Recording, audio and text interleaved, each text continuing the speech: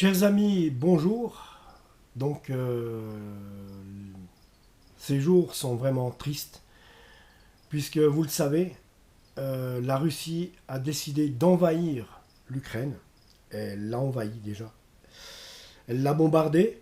Il y a déjà des dizaines de milliers de morts.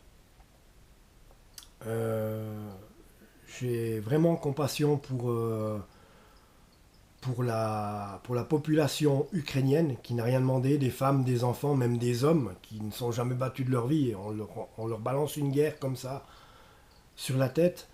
Et à savoir que dans la Bible, il est écrit, vous entendrez parler de guerre et des bruits de guerre. Mais il faut que ces choses arrivent. Mais ça ne sera pas encore la fin. Donc aujourd'hui, les guerres et les bruits de guerre, on en entend parler depuis très longtemps, mais ça s'intensifie, on le voit. On le voit aussi par le biais des catastrophes naturelles, comme il y a eu avec des volcans récemment en Espagne. On l'a vu aussi sur l'île de Marbella.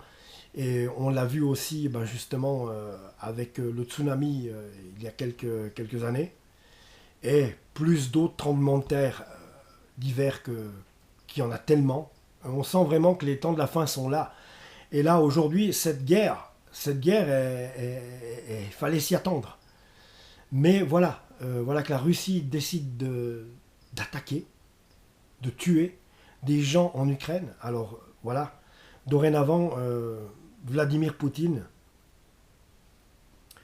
je n'arrive pas à comprendre. Je n'arrive pas à comprendre comment on peut, même aux dépens, aux dépens de, aux dépens de vie humaine et aux dépens surtout de l'argent et des affaires et de je sais pas quoi, de la politique. C'est pas mon rayon. Donc comment tu fais pour vouloir défendre des intérêts au profit de vie humaine? Moi, c'est ça que je n'arrive pas à comprendre. Euh, en ordonnant l'attaque de l'Ukraine, Vladimir Poutine s'est malheureusement mis sur le même banc qu'Adolf Hitler. Eh oui, et que tous ces fous qui ont peuplé l'histoire, que ça soit, je les ai en vision, mais je ne sais plus leur nom. Bon, Kadhafi, Muammar Kadhafi par exemple, qui était aussi un tyran, un fou, un sanguinaire. Oui, Monsieur Poutine s'est mis au rang de ces gens-là, au même rang qu'eux.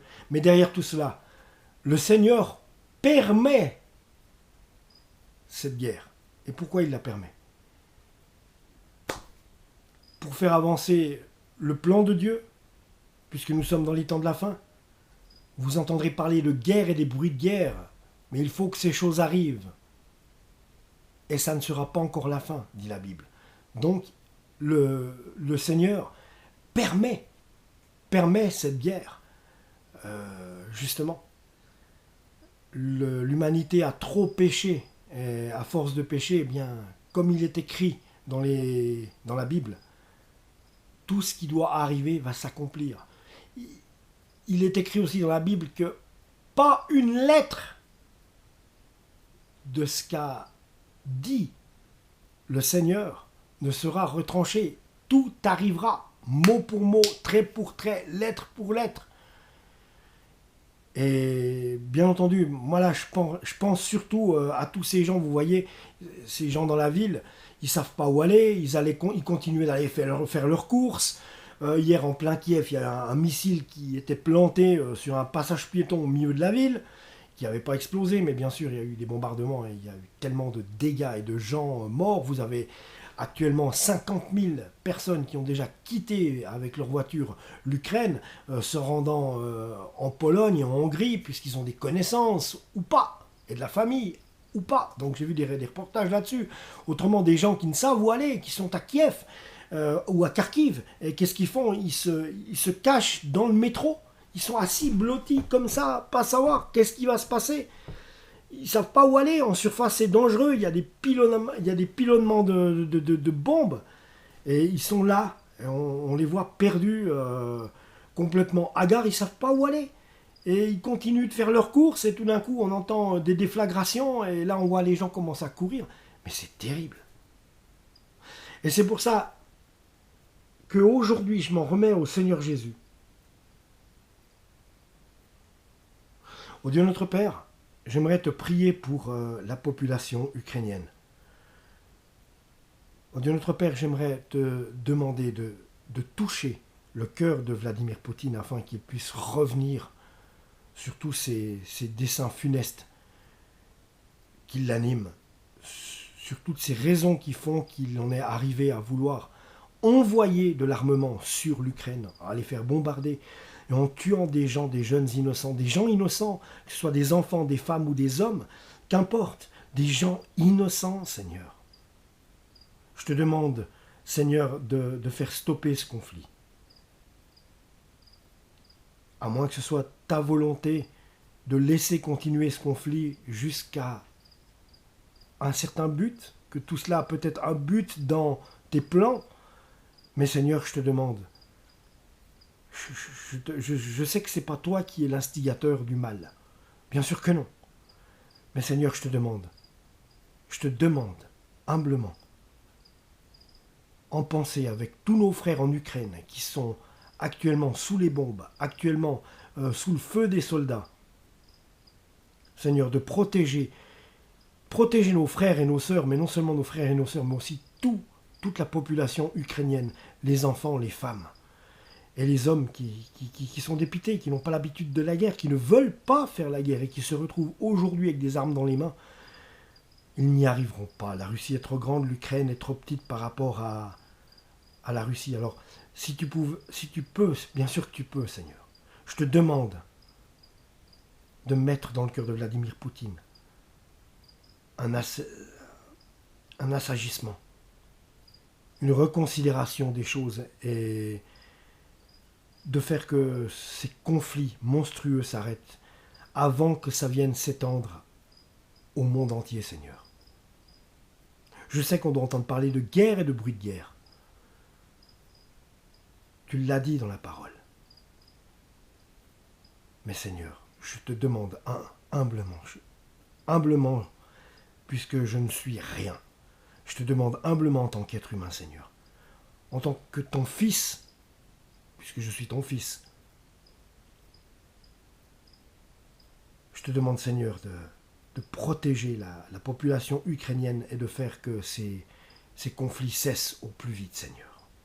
Au nom de Jésus-Christ. Amen. Je pense que c'était important. Je vous demande aussi à vous, chers frères, chères sœurs, de rentrer en prière et dans vos prières, chaque jour d'avoir une prière pour justement la population ukrainienne qui justement vit des heures de son histoire qui sont atroces. Je n'ai pas les mots, mais on le sait, Dieu est au contrôle. Et s'il a permis que justement ce conflit démarre, je n'ai aucune idée. J'en ai aucune idée. Est-ce que c'est pour arriver à amener la Russie à quelque chose, à amener l'Ukraine à quelque chose? J'en sais rien. Amener l'humanité, est-ce que ces conflits vont s'étendre sous peut-être la volonté du Seigneur de justement vouloir commencer ce travail de fin du monde juste avant son retour, avant qu'on soit enlevé, car j'ai bien espoir d'être enlevé. C'est pour ça qu'il est important que vous lui donniez votre vie. Donnez votre vie à Dieu, parce qu'il n'y a vraiment rien d'autre à faire de mieux. Vous voyez comment ça tourne? Si vous donnez votre vie à Dieu, même si les conflits s'étendent jusqu'à nous, vous serez protégés. Parce que vous serez en Jésus-Christ.